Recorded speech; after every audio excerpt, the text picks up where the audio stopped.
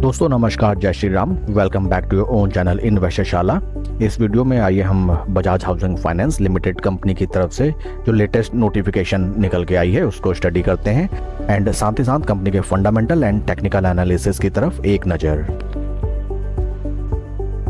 Company provide करती है home loan, balance transfer and loan against property. काफ़ी interesting company की वेबसाइट। एंड एक चीज़ मैं आपको बताऊं, मे बी आपके काम आए। Here there is one section where you can check your CIBIL score for free. आइए अब हम चलते हैं जो लेटेस्ट नोटिफिकेशन निकल के आई है। And this is the notification kind of business update of the company for Q2 FY26। Notification date is 3 October 2025। Important business updates निकल के आए हैं। First one is company disbursed approximately 15,900 crore in Q2 FY26 as compare to 12,014 crore in Q2 FY 2025।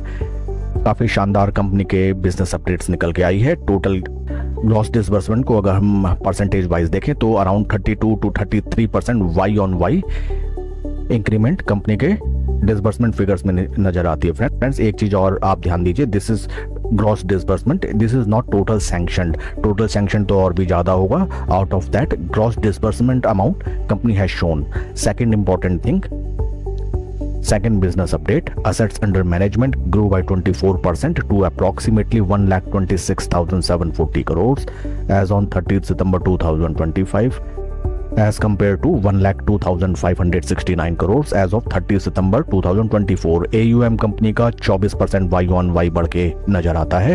And third update is the companies loan assets stood at approximately 1,13,050 crores as of 30 September 2025 as compared to 89,878 crores as of 30 September 2024।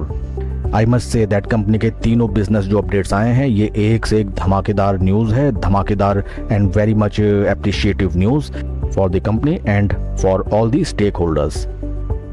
आइए अब हम चलते हैं company के fundamentals की तरफ। Market cap है company का 92,906 crore. P ratio 41, industry P is around 19.21। P ratio wise stock अभी भी काफ़ी ज़्यादा वैल्यूएशन में हमें ट्रेड करता हुआ नजर आता है। बीते एक साल में -26% रिटर्न्स एंड बीते 3 महीने में -8% रिटर्न्स। तो फ्रेंड्स लिस्टिंग के बाद कुछ भी पैसा इसमें जनरेट नहीं होकर निकल के आया फॉर दी इन्वेस्टर्स। आइए अब हम चलते हैं टेक्निकल चार्ट पैटर्न की तरफ, because chart is the ultimate thing.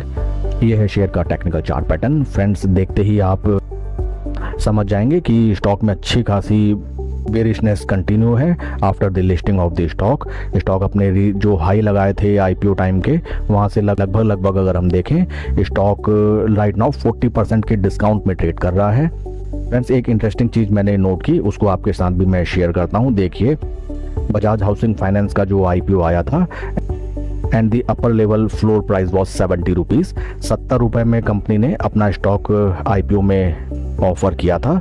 And देखिए ऑपरेटर्स ने उस स्टॉक को अगर आप मैं कैलकुलेट करूं, देखिए this is this 70 rupees level and operators ने उस स्टॉक को देखिए कहाँ के स्टॉक को कहाँ लिस्ट कराया। आप परसेंटेज वाइज आप उसको देखिए, दैट इज अराउंड 166% अप। यहाँ से आप ऑपरेटर गेम या बिग मनी का जो गेम होता है, पंप एंड डंप का जो गेम होता है, आप उसको समझिए।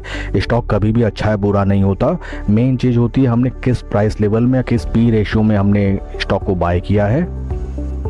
एक चीज़ हमें कभी नहीं भूलनी चाहिए कि जब कंपनी अपने शेयर्स को IPO में ऑफर करती है तो वो कोई सस्ते में या कोई डिस्काउंट में हमको ऑफर नहीं करती।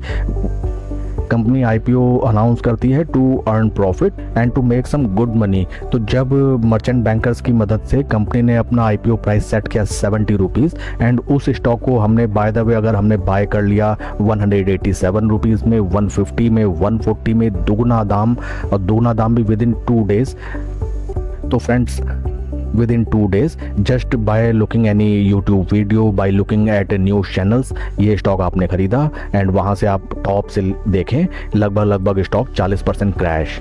और इंटरेस्टिंग चीज़ ये है दोस्तों कि अगर अभी के जो प्राइस लेवल है अराउंड 111 रुपीज़ पर शेयर IPO प्राइस है। वो लेवल्स अभी भी अगर हम कैलकुलेट करें तो रफली 35-36% ऊपर नज़र आते हैं। P valuation wise stock still very expensive, but वहाँ पे चलिए ये पॉइंट रहेगा कि अच्छी चीज़ें या प्रीमियम कंपनीज हमें एट अ प्रीमियम मिलती हैं, डिस्काउंट पे नहीं मिलती हैं। लेकिन फिर भी 70 रुपये के स्टॉक को 160, 170, 150 पे लेना कतई नहीं बनता था। एंड ये पंप एंड डंप का game not only with this stock play किया गया friends, almost each and every stock में यही गेम प्ले किया जाता है, specially with the newly listed companies. आइए मैं आपको सेम पैटर्न के कुछ और स्टॉक्स दिखाता हूँ। सबसे पहले मैं आपको लेके चलता हूँ बेक्टर्स फूड। देखिए फ्रेंड्स, ये सारी कंपनीज रिसेंटली लिस्टेड हैं, ज़्यादा टाइम इनको लिस्ट हुए नहीं हुआ है, 2 साल 3 साल अराउंड। एंड देखिए सेम स्टोरी आपको ईच एंड एवरी स्टॉक में दिखाई देगी। देखिए मिसेस बेक्टर्स फूड का स्टॉक, कहाँ इसका IPO प्राइस, कहाँ इसको लिस्ट कराया गया। एंड देखिए आफ्टर लिस्टिंग स्टॉक में देखिए अच्छी खासी गिरावट, ये देखिए कहाँ स्टॉक पहुँच गया। देखिए after IPO listing and pump and dump game slowly देखिए स्टॉक ने यहाँ पे अपना एक राउंडिंग बेस बॉटम बनाया एंड वहाँ से जो स्टॉक वंस अगेन चलना स्टार्ट हुआ। ये देखिए पुराने लेवल्स को भी बाइसेक्ट करते हुए स्टॉक ने मल्टी बैगर्स रिटर्न जनरेट करके दिए, बट इट टेक्स टाइम। ये देखिए टाइम का मतलब फ्रेंड्स ये नहीं होता है कि आपने IPO में स्टॉक लिया और 2-4 दिन में ही आपका पैसा डबल हो गया। अगर आपकी थिंकिंग यही रही तो आप ईच एंड एवरी स्टॉक में हायर लेवल्स में स्टॉक को लेके फंस जाएंगे। और देखिए मेन थिंग जो साइकोलॉजिकल बेस्ड पॉइंट होता है कि सभी लोग देखिए यहाँ पे ये स्टॉक को लेके फंसे ऊपरी लेवल्स में। जब ये स्टॉक नीचे आया उस समय ये स्टॉक सभी लोगों की नज़रों से दूर हो जाते हैं, कोई भी व्यक्ति इनमें पोजीशन नहीं बनाता या फिर ऊपरी लेवल्स में फंसे होते हैं। एंड वहाँ से देखिए जब स्टॉक चलना शुरू हुआ, देखिए कहाँ ये स्टॉक पहुँचा। आप इमेजिन नहीं कर सकते। These are called multi bagger returns, but it takes time and nothing is overnight in the stock market. जब स्टॉक की अर्निंग्स एंड स्टॉक की वैल्यूएशन मैच होती हैं तो देखिए स्टॉक कहाँ से कहाँ पहुँच जाता है। सेम यही एग्जाम्पल मैं आपको एक और स्टॉक का दिखाता हूँ। Stocks name is Flair industry. देखिए फ्रेंड्स, पैसा आपका तभी बनेगा जब आप चार्ट्स को रीड करने में एक्सपर्ट बन जाएंगे। ये डेली के जब तक आप 50-100 स्टॉक्स के चार्ट नहीं देखते हैं तब तक आप कैसे ऑपरेटर गेम को समझ पाएंगे, कैसे जो बड़े प्लेयर्स गेम खेलते हैं आप कैसे समझ पाएंगे। अगर आपको पैसा अर्न करना है तो आपको थोड़ा तो एफर्ट डालना पड़ेगा। ये देखिए फ्लेयर इंडस्ट्री का स्टॉक, आप इसकी IPO प्राइस मैच कीजिएगा। देखिए कहाँ ऑपरेटर्स ने स्टॉक को लिस्ट कराया एंड देखिए वहाँ से स्लो एंड स्टडी 1-1.5 साल में स्टॉक देखिए वंस अगेन अपना बॉटम बनाते हुए, और यहाँ पे राउंडिंग बेस बॉटम का फॉर्मेशन। स्टॉक देखिए फ्लैग एंड पोल पैटर्न बनाता हुआ देखिए ऊपर की तरफ चलने लगा।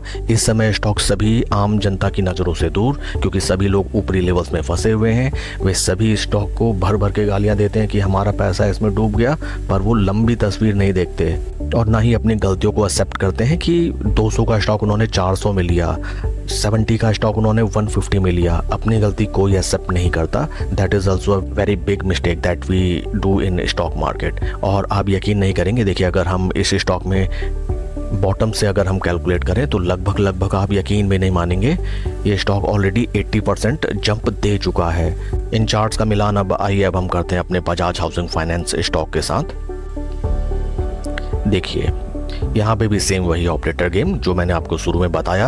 अदर स्टॉक से मैंने आपको चार्ट दिखाए। देखिए 70 का स्टॉक कहाँ पे लिस्ट कराया ऑपरेटर्स ने, बिग पार्टीज ने, सभी न्यूज चैनल्स ने वीडियोस दिखा के, एंड वहाँ से देखिए स्टॉक स्लो एंड स्टडी 1-1.5 साल में कहाँ से कहाँ पहुँच गया, पूरा पैसा बर्बाद। बट अब देखिए स्टॉक यहाँ पे एक राउंडिंग बेस फॉर्मेशन टाइप बनाता हुआ स्लो एंड स्टडी, जिनको माल खरीदना है वो अपनी पोजीशन बना रहे हैं, जिन वीक हैंड्स को निकलना है वो निकल रहे हैं, या तो टाइम करेक्शन में या फिर अपनी किस्मत को कोसते हुए। एंड देखिए यहाँ से जब ये स्टॉक 200 डे मूविंग एवरेज को बाइसेक्ट करते हुए ऊपर चलने लगेगा, 20-50 डे मूविंग एवरेजेस का सपोर्ट लेते हुए, तो उस समय यहाँ कोई पोजीशन नहीं बनाएगा। उस समय जनता की नज़रों से ये स्टॉक ओझल हो चुका होगा। जो Q2 बिजनेस अपडेट निकल के आई हैं कंपनी की, वे हैं शानदार। वो ऑल्सो जस्टिफाई करती हैं 70 का स्टॉक जो कि राइट नाउ ट्रेड कर रहा है 111 रुपए के लेवल्स पे। आइए अब मैं आपको लेके चलता हूँ RS55 ट्रेड सेटअप में। ये है ट्रेडिंग व्यू। देखिए स्टॉक अभी भी अपने जीरो लेवल के नीचे ट्रेड कर रहा है।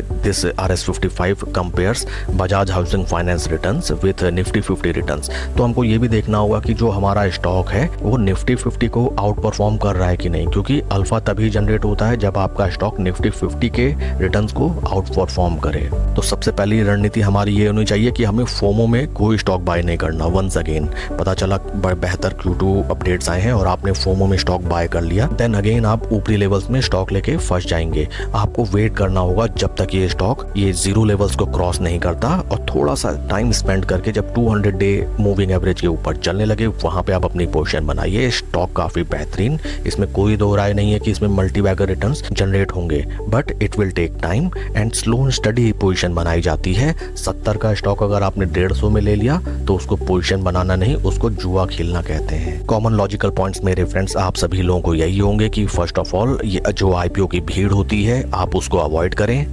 नंबर 2 इज कभी भी अपॉर्चुनिटीज मिस नहीं होती स्टॉक मार्केट में। अगर मान लीजिए 200 का स्टॉक अगर 600 में लिस्ट हुआ, 400 में लिस्ट हुआ, 500 में लिस्ट हुआ, तो उसको तो दौड़ भाग के उस स्टॉक को बाय करने की कोई भी जरूरत नहीं है। आप थोड़ा सा वेट कीजिए एंड आपको पता चलेगा कि after a duration of time आपको स्टॉक जिस रेट में कंपनी प्रोवाइड कर रही है उसी रेट में आपको मिला, बट उस समय तक आपको उस स्टॉक को वॉच करते रहना होगा और पैसा लेके तैयार रहना होगा गोल्डन अपॉर्चुनिटी को ग्रैब करने के लिए। थर्ड थिंग फ्रेंड्स ये होती है कि आपको चार्ट्स स्टडी करने होंगे। जब तक आप डेली के 20, 30, 50, 100 चार्ट्स स्टडी नहीं करते, hardly it will take 10 to 20 second, तब तक आप ये कैसे एक्सपेक्ट कर सकते हैं कि आपके पैसे बन जाएंगे just on the basis that we have purchased any share. इन सब लॉजिकल पॉइंट्स को लगा के जब आप किसी शेयर में इन्वेस्ट करते हैं तो ऐसा कोई रीजन नहीं है कि आपका पैसा नहीं बनेगा। That's all for the video friends, please like and subscribe my channel. कोई भी इन्वेस्टमेंट डिसीजन लेने से पहले अपने फाइनेंशियल एडवाइजर से सलाह आप जरूर लें। Thank you.